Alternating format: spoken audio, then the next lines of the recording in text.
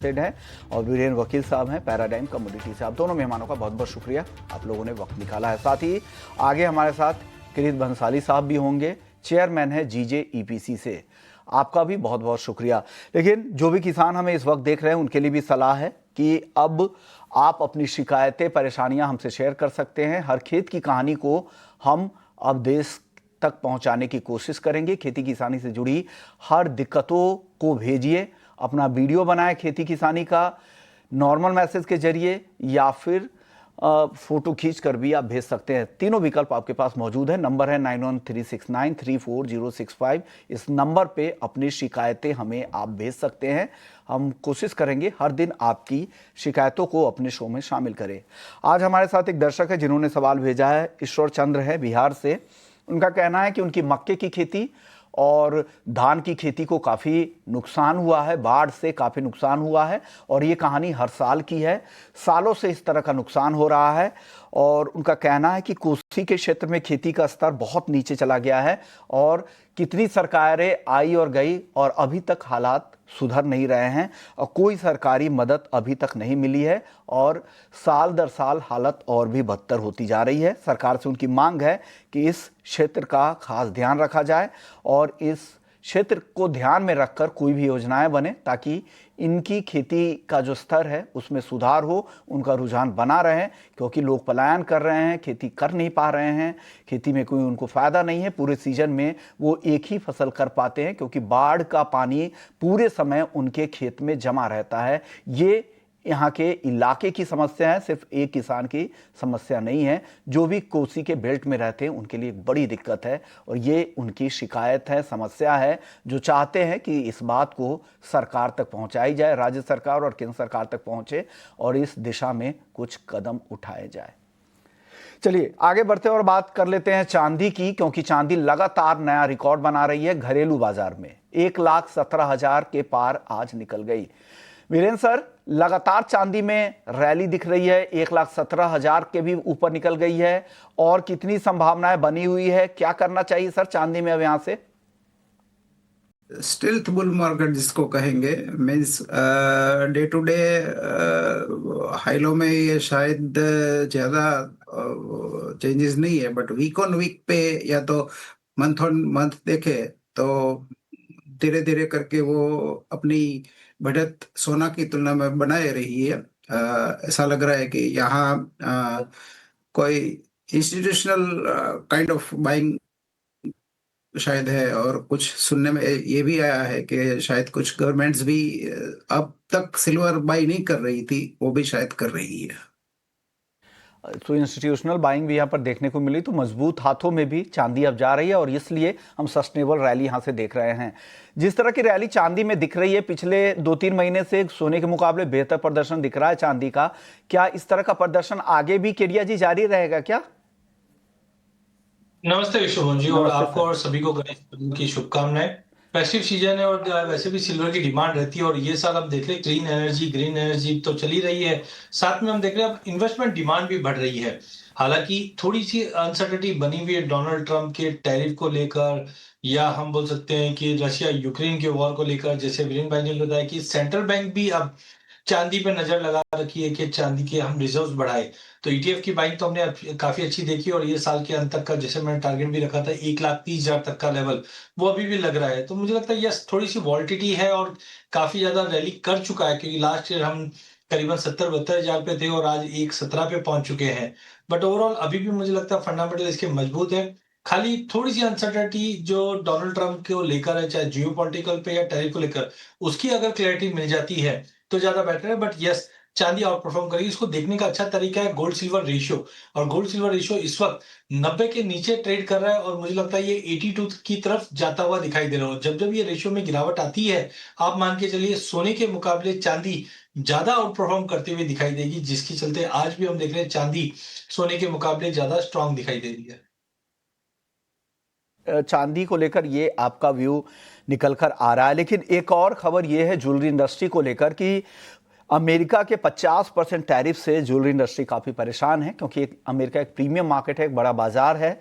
ये भारत की jewellery market के लिए, और अगर वहाँ पर एक्सपोर्ट करना अगर मुश्किल होता है तो डेफिनेटली उस विकल्प की भरपाई काफ़ी मुश्किल है। इसी पे चर्चा करने के लिए हमारे साथ किरीट भंसाली साहब हैं, चेयरमैन हैं GJEPC के। बहुत बहुत शुक्रिया सर, आपने वक्त निकाला है। सर, क्या कुछ बातचीत आगे बढ़ी है, क्या उम्मीदें लग रही हैं और कितना बड़ा झटका है ये? नहीं, बिल्कुल बातचीत तो पूरी रुक गई है। आगे बढ़ने की कहाँ बात कर रहे हो? विश्वास ये 50% टैरिफ आने के बाद तो बातचीत टोटल बंद हो गई है। अभी तो आज पीयूष भाई मुंबई में है, कल हम मिल रहे हैं, आगे की रणनीति सोचेंगे क्या करना चाहिए। तो आगे की सरकार की तरफ से कुछ उम्मीद है, कुछ राहत इस इंडस्ट्री के लिए सर?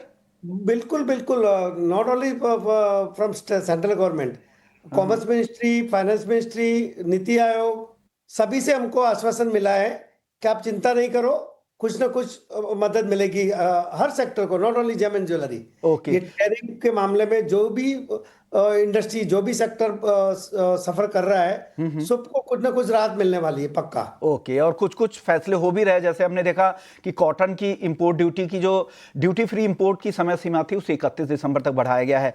अब भंसाली जी, अब आपसे मेरा एक सवाल होगा, यहाँ पर काफी कारीगरों की नौकरियां जा रही है, अमूमन कितने कारीगरों की नौकरी जा सकती है सूरत में, और क्या नौकरी की अभी छटनी शुरू हो चुकी है क्या जेम ज्वेलरी सेक्टर में? बिल्कुल शुरू नहीं हुए। मैं बताऊं आपको, उसका दो कारण है। एक तो हमने जो हमारा अंधेरी में MIDC में शिप्स में जो फैक्ट्री है, हाँ, पर 70% मैन्युफैक्चरिंग US के लिए हो रहा है। वहां पर कारीगरों को तकलीफ नहीं हो, उसके लिए हमने रिवर्स जॉब वर्क के लिए परमिशन मांगा है गवर्नमेंट से, और बहुत ही सकारात्मक सुझाव आए उनसे। हमने कॉमर्स मिनिस्ट्री से भी बात की है, नीति आयोग से भी बात की है, और मुझे लगता है आने वाले 8-10 दिन में परमिशन आ जाएगी। तो हालांकि दिवाली राउंड द कॉर्नर पर है, डोमेस्टिक सीजन बहुत अच्छी चल रही है, उसके लिए डोमेस्टिक के लिए जो डिमांड है उसको भरपाई करने के लिए वर्कफोर्स उसमें काम आएगा। तो मुझे नहीं लगता है इमीडिएटली कोई इफेक्ट होगी। हाँ, सूरत पर जरूर इफेक्ट होएगा, उस पर हम विचार कर रहे हैं। कहा जाता है कि 10 में से 9 हीरे सूरत में ही कटते हैं, इतना बड़ा मार्केट है। अगर इस मार्केट से सप्लाई कम हो जाएगी तो डेफिनेटली वहां के कारीगरों पर असर होगा। क्या कुछ अभी इनिशियल साइन दिखने शुरू हो चुके हैं सर? सूरत मार्केट की क्या रिपोर्ट है? नहीं, अभी देखो, हमारा जो मैन्युफैक्चरिंग प्लान रहता है वो वेल इन एडवांस रहता है।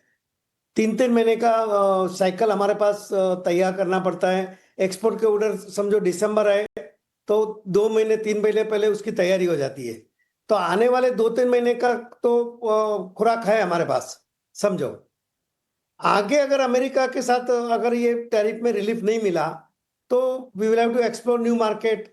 जैसे मैंने बताया आपको कि हम हाल ही में एक इंटरनेशनल शो सऊदी में करने जा रहे हैं, उसके बाद लगातार प्रयास चालू रहेगा टू एक्सप्लोर न्यू मार्केट में एक्सप्लोर करने का। हालांकि जो जिस तरह का प्रीमियम मार्केट है, जिस तरह के नीश वहां पे कस्टमर है, उसकी भरपाई तो मुश्किल होगी, लेकिन नया मार्केट आप डेफिनेटली तलाश करेंगे। बहुत मुश्किल है रास्ता। मगर मैं आपको बताऊं कि जैसा इंडिया सदमा में है, वैसे अमेरिका में भी 3-4 बड़े ऑर्गेनाइजेशन है। उसमें से एक नाम लेता हूं, इंटरनेशनल डायमंड मैन्युफैक्चरिंग एसोसिएशन।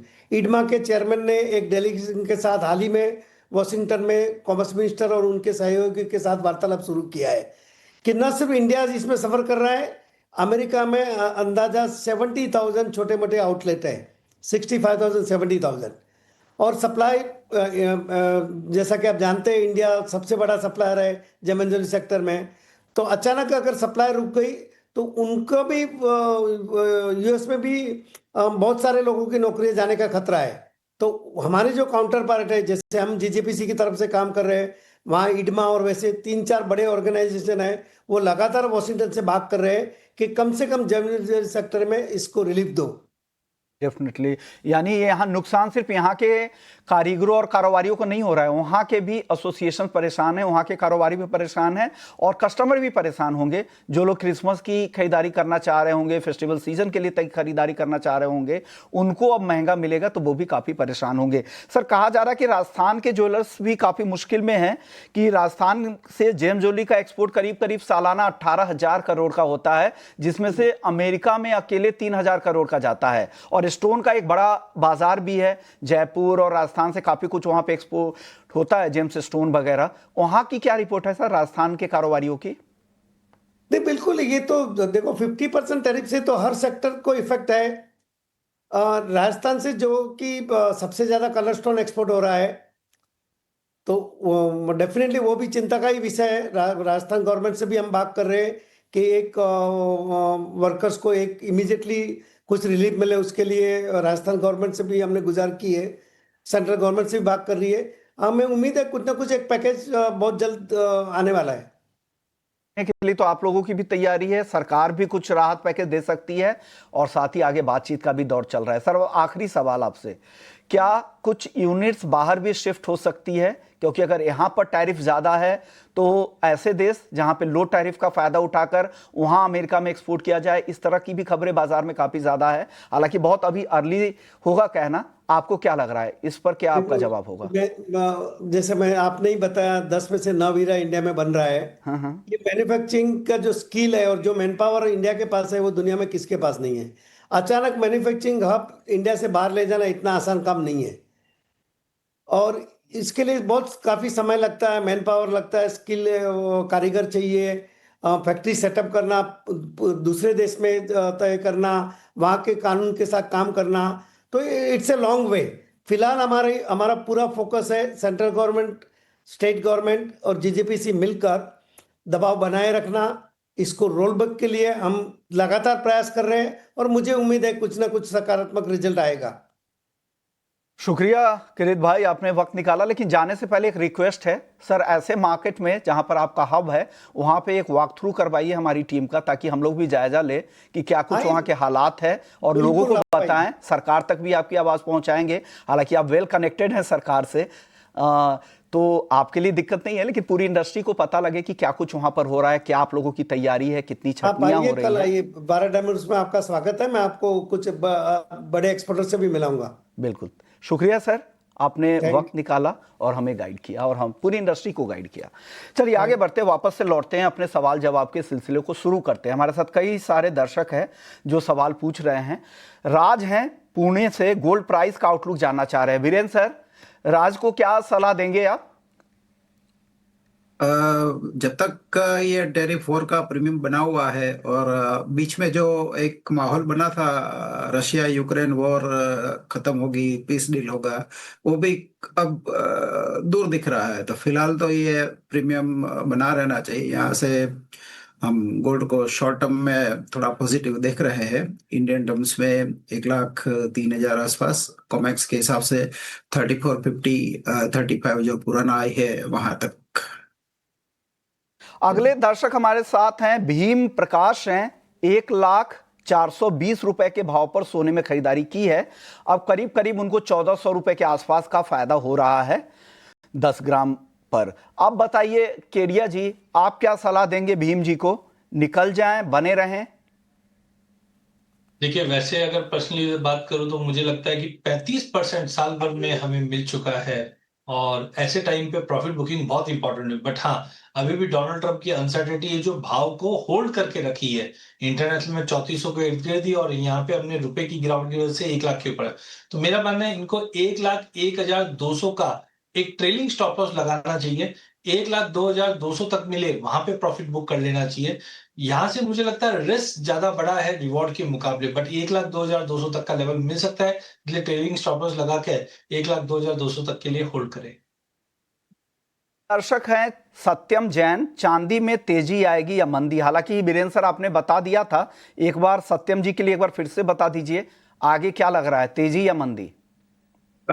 बहुत लंबे समय से इसमें आउट परफॉर्मेंस चल रहा है, खास करके पिछले 3-4 महीने से।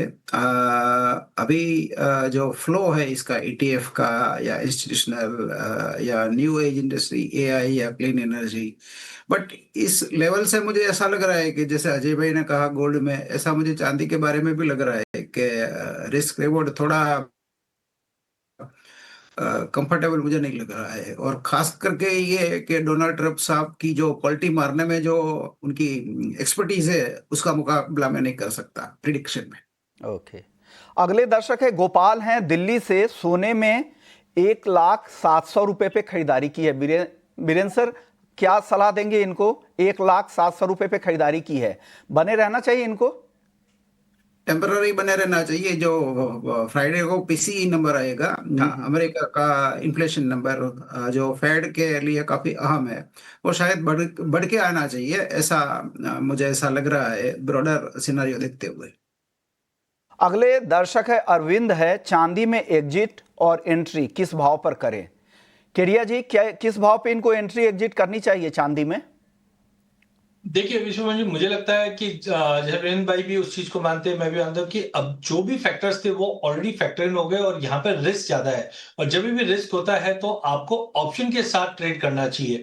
तो मैं दो स्ट्रेटेजी इनको बताता हूँ। सबसे पहले तो ऑप्शन में 1,18,000 का कॉल ले लीजिए 2800 के रेट पे, 2300 का स्टॉप लॉस रखिए, 3,800 तक का टारगेट रहेगा। और जिन ज्वेलर्स का अगर फिजिकल में कोई पोजीशन बनी तो यहाँ पे बहुत ही ज्यादा इंपॉर्टेंट हो जाता है हैज करना अपने आप को, या किसी ने फ्यूचर में ले रखा है तो रिस्क फैक्टर ज्यादा। तो यहाँ पे अगर फ्यूचर में अगर आपके पास माल है उसको ऑफसेट कीजिए, उससे निकल जाइए, उसके अगेंस्ट कॉल खड़ा कर लीजिए। इससे होगा क्या कि पीसीई के नंबर शुक्रवार को आने हैं और साथ में हम जानते हैं कि अगर टैरिफ के ऊपर कुछ रिलैक्सेशन या जियोपॉलिटिकल फ्रंट पे कुछ भी आए तो एक करेक्शन दे सकता है। तो ऐसे समय में अगर आपके पास फ्यूचर में कोई पोजीशन बनी है उसको लिक्विडेट करके ऑप्शन में कन्वर्ट कर लीजिए। इससे होगा क्या कि इनकेस अगर मार्केट ऊपर जा रहा है तो ऑप्शन के जरिए आप पार्टिसिपेटेड रहोगे मार्केट में, लेकिन अगर मार्केट में करेक्टिव मोड आ गया कोई भी एंगल से तो आपका जो फ्यूचर में नुकसान होने वाला था वो अब ऑप्शन से कैप हो जाएगा। तो मुझे लगता है फ्यूचर या फिजिकल में अगर आपके पास पोजीशंस है तो उसका इंश्योरेंस लेके चलिए। आप बेटर एक कॉल में कन्वर्ट कर लीजिए। इससे होगा क्या, मार्केट में अगर गिरावट आती भी है तो लिमिटेड रिस्क से आप निकल सकते हैं। तो अगले दर्शक का सवाल ले लेते हैं। राकेश हैं, क्रूड में क्या स्ट्रेटजी बनानी चाहिए? क्रूड में क्या लग रहा है आगे क्या होगा? बीरेंद्र सर, क्या होगा क्रूड में, क्या करना चाहिए राकेश जी को? ये वैसे रेंज बाउंड मार्केट है। 5500 काफी स्ट्रॉन्ग सपोर्ट है। अपसाइड में वो 58 के ऊपर चल नहीं पा रहा है, बट यहाँ कोई भी एडवर्स न्यूज पे जो डिप्स आती है उस पे बाय करना चाहिए। करंट लेवल में मैं 5480 5500 के आसपास बाइंग प्रेफर करूंगा। टेम्पररी लक्ष्य मेरा 5650 5700 रहेगा। स्टॉप लॉस 5400 का रहेगा। ओके, तो 5400 के स्टॉप लॉस के साथ ये यहाँ पर कच्चे तेल के लिए सलाह बीरेंद्र जी की तरफ से आ रही है। चलिए अब शुरू कर लेते हैं ऑप्शंस मास्टर क्लास का।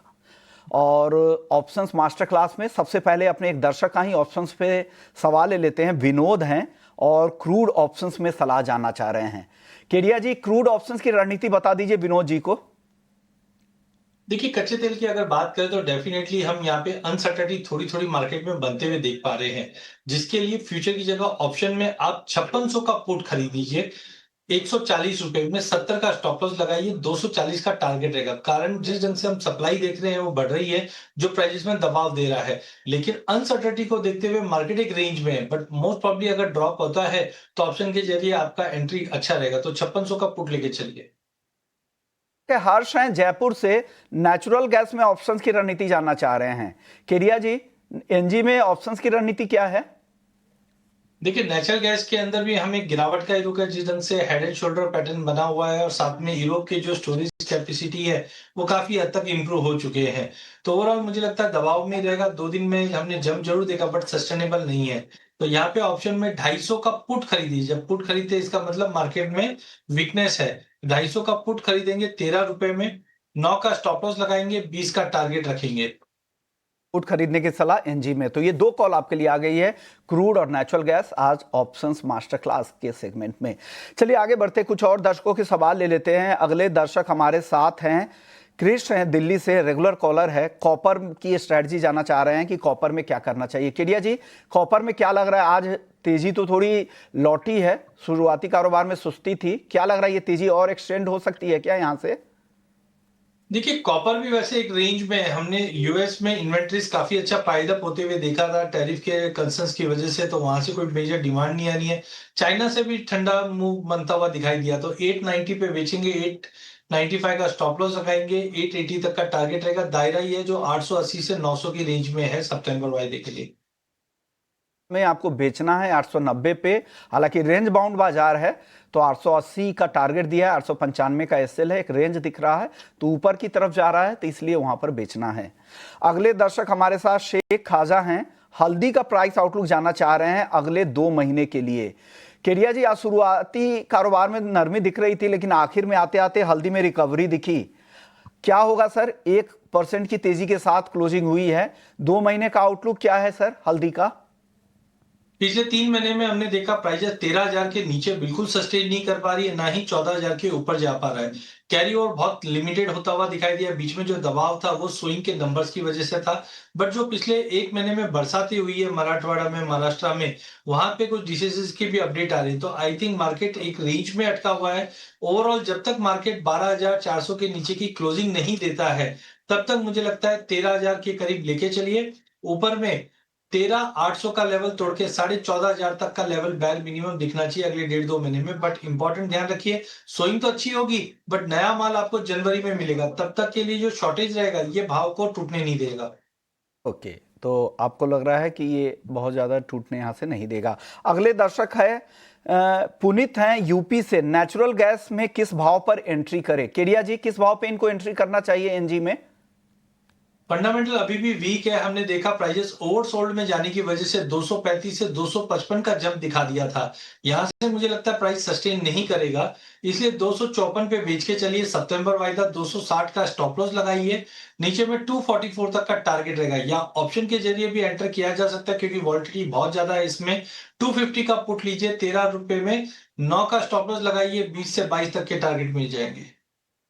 खरीद सकते हैं या फिर यहाँ पर बेचने की सलाह है फ्यूचर्स में। चलिए आगे बढ़ते हैं। एग्री मार्केट में जीरा और धनिया, इन दोनों पर आज दबाव दिखा था, जीरा 1% से ज्यादा गिर गया। इन दोनों पर क्या राय है केडिया जी? देखिए, जीरे में अगर हम देखते हैं तो डोमेस्टिक मार्केट में प्रोडक्शन काफी अच्छा है, कैरी ओवर अच्छा है।